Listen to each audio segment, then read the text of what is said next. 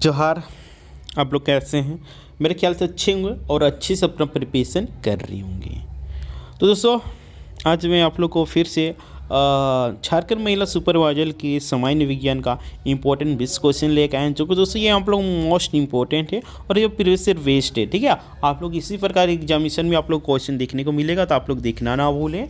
ठीक है, और दोस्तों आप लोग के लिए बहुत सारी अभ्यर्थीगण कमेंट करके बता रहे थे सर मैथ के लिए क्या पढ़े नहीं पढ़े थे। उसके लिए अब आप लोग का मैथ का क्लास बहुत जल्द आप लोग के लिए स्टार्ट करने वाले हैं, तो आप लोग देखना ना भूलें। ठीक है, आप लोग समय ही बता देंगे। ठीक है, और आप लोग का होम साइंस हो गया, साइकोलॉजी हो गया, फिलॉसफी हो गया, ये सब के लिए भी आप लोग का प्रैक्टिस सेशन बहुत जल्द आने वाला है। ठीक है, वही एक 2 से 3 दिन लगेगा। ठीक है, जब भी आएगा, ठीक है, उसका एक दिन पहले आप लोग इन्फॉर्म कर देंगे। ठीक है, तो आप लोग टेंशन नहीं लीजिए। ठीक है, आप लोग का जो मिलेगा 100% मिलेगा, बस आप लोग को कंटिन्यू बरकरार रखना है। राइट, तो चलिए आज के हम लोग प्रश्न स्टार्ट करते हैं। तो प्रकाश का रंग निर्धारित होता है, कैसे होता है? आयाम से, तरंग दैर्घ्य से, तीव्रता से, वेग से। देखिए फिजिक्स का मोस्ट इम्पोर्टेंट चैप्टर है प्रकाश। ठीक है, इससे आप लोग एक प्रश्न 100% किसी भी एग्जामिनेशन में पूछा ही जाएगा, जिसमें कि आप लोग का साइंस है। ठीक है, फिजिक्स का मोस्ट इम्पोर्टेंट प्रकाश आप लोग नहीं जानते होंगे तो जान लीजिए। ठीक है, और आप लोग पढ़िए। ठीक है ना, तो प्रकाश का रंग निर्धारित कैसे होता है? आयाम से, तरंग दैर्घ्य से, तीव्रता से, वेग से। तो दोस्तों ये आप लोग का बिल्कुल करेक्ट आंसर क्या हो जाने वाला है? तो ये आप लोग का तरंग दैर्घ्य से। ठीक है, प्रकाश के रंग निर्धारित होता है तरंग दैर्घ्य से ही। ठीक है, देखिए लॉर्ड रेलर के अनुसार, रोड एक वैज्ञानिक है, उनके अनुसार किसी रंग का प्रकीर्णन उसकी तरंग दैर्घ्य पर निर्भर करता है। किसी रंग का प्रकीर्णन किस पे निर्धारित करता है? निर्भर करता है तो तरंग दैर्घ्य पर। ठीक है, यानी कि B number option is the बिल्कुल करेक्ट आंसर हो जाएगा। राइट, नेक्स्ट नंबर प्रश्न, निम्नलिखित पर विचार कीजिए। ठीक है, देखिए कोट दिया हुआ है। देखिए हम क्वेश्चन है, उपयोग में से कौन सा विद्युत का चालक का उदाहरण है ना, कौन सा विद्युत का चालक का उदाहरण वो आप लोग बताना है। तो देखिए यहाँ पे थर्माकोल जो कि विद्युत का कुचालक नहीं है, यानी चालक नहीं है। वायु जो कि ईवी नहीं है। मानव शरीर से विद्युत क्या प्रवाहित हो सकता है ना। एल्युमिनियम की पत्ती, यह भी विद्युत के लिए चालक है ना, यानी कि विद्युत चालक के उदाहरण है। ठीक है, इसलिए हम लोग का सी नंबर ऑप्शन जो है बिल्कुल सही आंसर हो जाए। और एक चैप्टर है फिजिक्स का विद्युत, ठीक है, उसको आप लोग पढ़ लीजिएगा। नेक्स्ट, सार्वत्रिक गुरुत्व स्थिरांक जी का मान होता है। ये देखिए मोस्ट इजी क्वेश्चन, ये आप लोग मैट्रिक इंटर में पढ़े ही होंगे, है ना, 9-10 में पढ़े ही होंगे। तो इसका आप लोग बिल्कुल सही आंसर क्या हो जाएगा? 6.673 इंटू 10⁻⁻11। ठीक है, जो कि बी नंबर ऑप्शन बिल्कुल सही आंसर हो जाएगा। ठीक है, नेक्स्ट है, निम्नलिखित में से कौन सा एक पृष्ठ तनाव का परिणाम नहीं?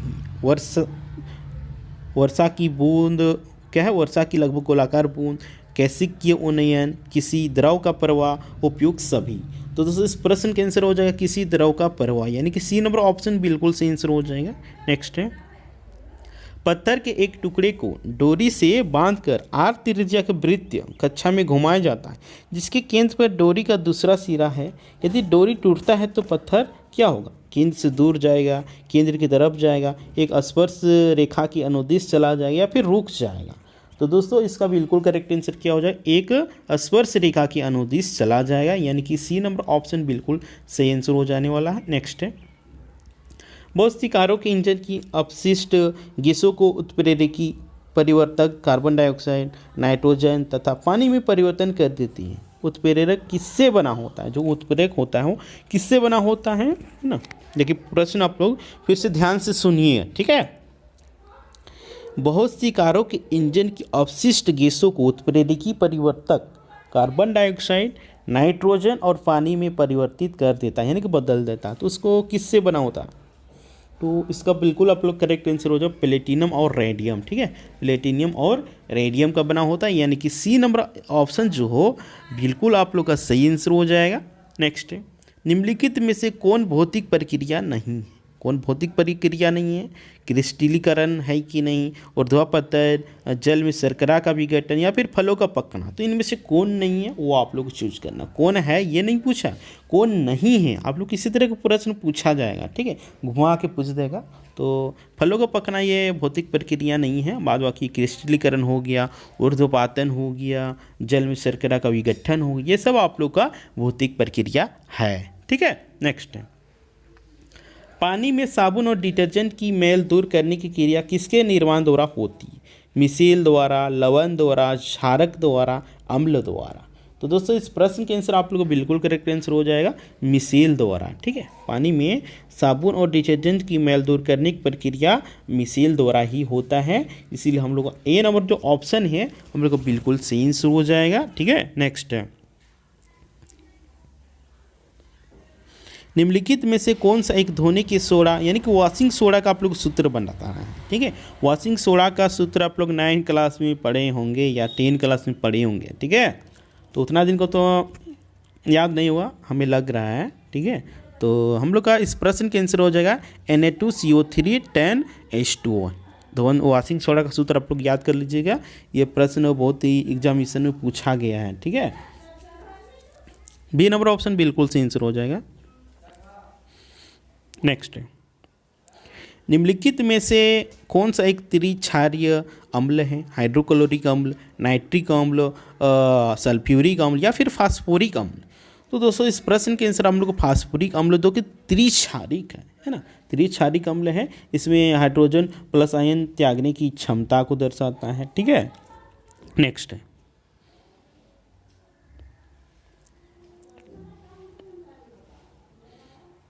देखिए कूट भाषा है, इसको आप लोग चूज करके बताना है। एक तरफ अंग दिया हो उसके तरफ विशेषता दिया है ना, उसको आप लोग सही कौन वाला है वो आप लोग को बताना है, राइट। तो देखिए आप लोग का देखिए अमाशय, अमाशय ये जो है कि अम्ल का निर्मोचन करता है, ठीक है। देन उसके बाद बात करते हैं छोटी आंत। छोटी आंत दोस्तों ये पचे हुए भोजन का रुधिर वाहिकाओं का में अवशोषण करने का कार्य करता है। देन बात करते हैं बड़ी आंत। बड़ी आंत दोस्तों ये जल अवशोषण का कार्य करता है। एंड एक बच रहा है बड़ी आंत। बड़ी आंत का कार्य है शरीर, इसका विशेषता शरीर की सबसे बड़ी ग्रंथि बड़ी आंत। शरीर की सबसे बड़ी ग्रंथि क्या बताइए? यकृत, ठीक है। इसीलिए हम लोग का बिल्कुल correct answer B number option बिल्कुल सही आंसर हो जाएगा, ठीक है। नेक्स्ट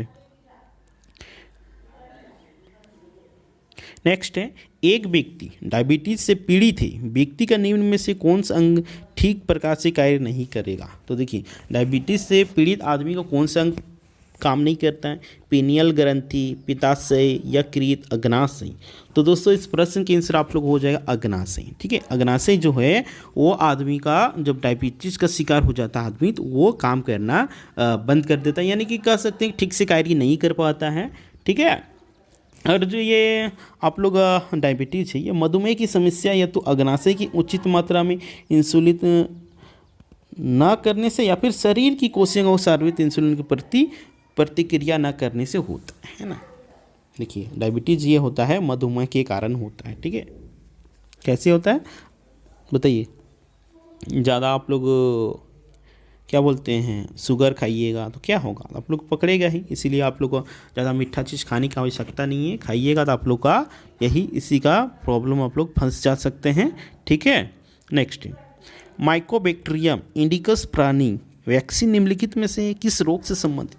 कुष्ठ रोग, मलेरिया। देखिए बीमारी से आप लोग एक प्रश्न देखने को मिलेगा, ठीक है। बताइए माइकोबैक्टीरियम इंडिकस प्राणी वैक्सीन निम्नलिखित में से किस रोग से संबंधित है? कुष्ठ रोग, मलेरिया, हेपेटाइटिस, चिकनगुनिया। तो इस प्रश्न के आंसर आप लोग को बिल्कुल ए नंबर ऑप्शन हो जाएगा कुष्ठ रोग, ठीक है। नेक्स्ट, निम्नलिखित में से कौन सी पादप गतिविधियों तापन में परिवर्तन से प्रभावित नहीं होती है? तो ऑप्शन में आप लोगों को दिया हुआ है प्रकाश संश्लेषण, श्वसन, खनिजों अवशोषण। तो यहाँ पे कौन सा सही वो आप लोगों को चूज करके बताना है। तो दोस्तों यहाँ पे कोई भी ऑप्शन सही नहीं है, ठीक है। इसलिए हम लोग को डी नंबर ऑप्शन बिल्कुल सही आंसर हो जाएगा। नेक्स्ट है, मानव शरीर के कौन से अंग में लसिका कोशिकाएं नहीं बनती है? मानव शरीर के कौन सा अंग है जिसमें कि लसिका नहीं बनती है, बताइए। यकृत में, या फिर दीर्घ अस्थि में, या फिर अग्नाशय में, या फिर तिल्ली में? तो दोस्तों ये मानव शरीर के लसिका कोशिकाएं आप लोग को तिल्ली में बनता है। कहाँ बनता है? मानव शरीर के कौन से अंग में लसिका कोशिकाएं बनती है? तो तिल्ली में। मानव शरीर के तिल्ली में लसिका कोशिका बनती है, जो कि डी नंबर ऑप्शन बिल्कुल करेक्ट आंसर हो जाएगा। नेक्स्ट है, निम्न में से कौन सा पहले नियत क्रमिकता को भंग करता है? निम्न में से कौन सा पहले नियत क्रमिकता को भंग करता है? निषेचित अंडा, गेस्टुला, ब्लास्टुला, फीडस? तो दोस्तों इस प्रश्न का आंसर हो जाएगा निषेचित अंडा, जो कि ए नंबर ऑप्शन बिल्कुल सही आंसर हो जाने वाला है। ठीक है, नेक्स्ट है,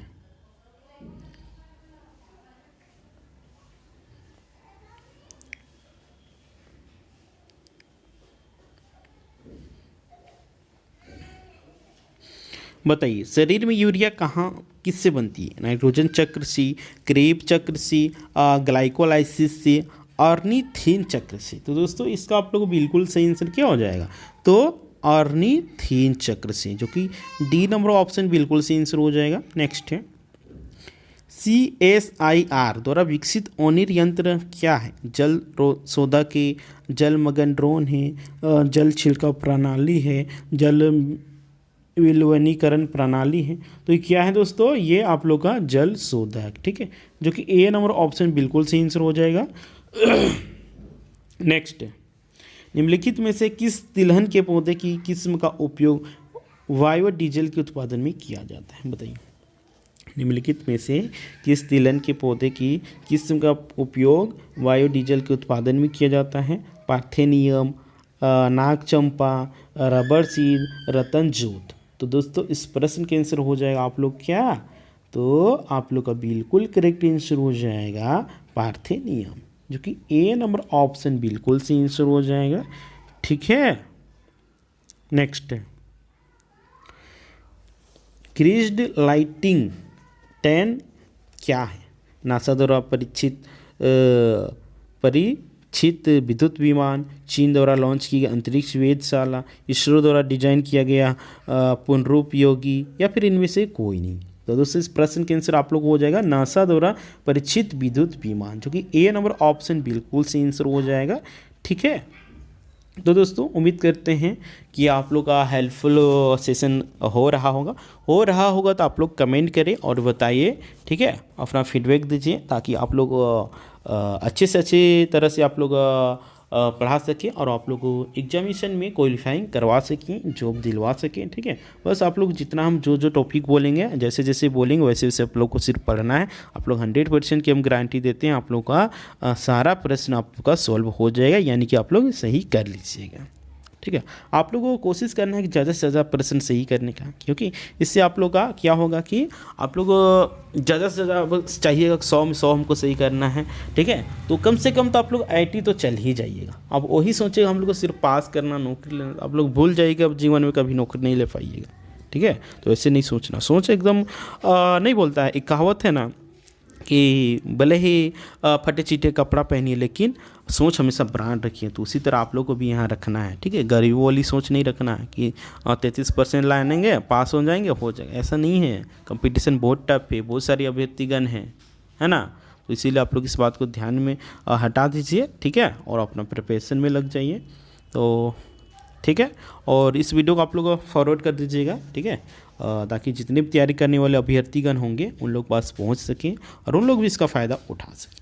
और आप लोग इस चैनल में नए होंगे तो बोलेंगे जौहर एग्जाम सब्सक्राइब कर लें एंड बेल आइकन को प्रेस कर दें, ताकि जब भी इसी तरह की वीडियो अपलोड होगा तो आप लोग सबसे पहले नोटिफिकेशन मिल सकेगा। तो ठीक है, फिर मिलते हैं।